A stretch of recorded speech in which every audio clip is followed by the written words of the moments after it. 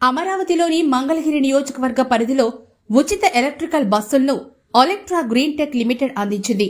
మంగళగిరిలోని ప్రధానమైన ఎయిమ్స్ మరియు ప్రముఖ క్షేత్రం పానకాల లక్ష్మీ నరసింహ ఆలయాలకు వచ్చే వారికి ఇబ్బందులు కలగకుండా ఈ పథకానికి శ్రీకారం చుట్టింది. రాష్ట్ర విద్య, ఐటీ, ఎలక్ట్రానిక్స్ శాఖల మంత్రి నారా లోకేష్ ఉండవల్లి నివాసంలో జెండా ఊపి ప్రారంభించారు.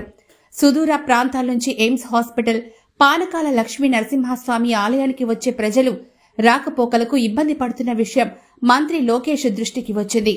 సీఎస్ఆర్ నిధుల నుంచి బస్సులను సమకూర్చాల్సిందిగా మెగా ఇంజనీరింగ్ అండ్ ఇన్ఫ్రాస్ట్రక్చర్ ను మంత్రి లోకేష్ అభ్యర్థించారు.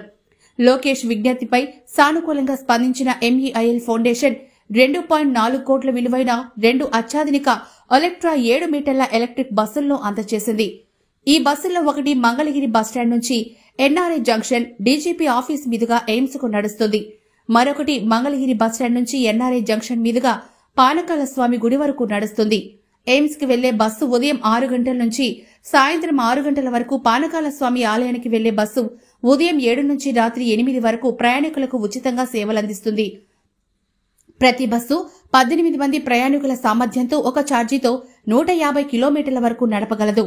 ఈ బస్సులో డిజిటల్ ఇన్స్ట్రుమెంట్ ప్యానెళ్లు, electronic hydraulic power steering, real time vehicle tracking systems, reverse park assist systems వంటి అత్యాధునిక సౌకర్యాలతో భద్రతా ప్రమాణాలు కలిగి ఉంటాయి.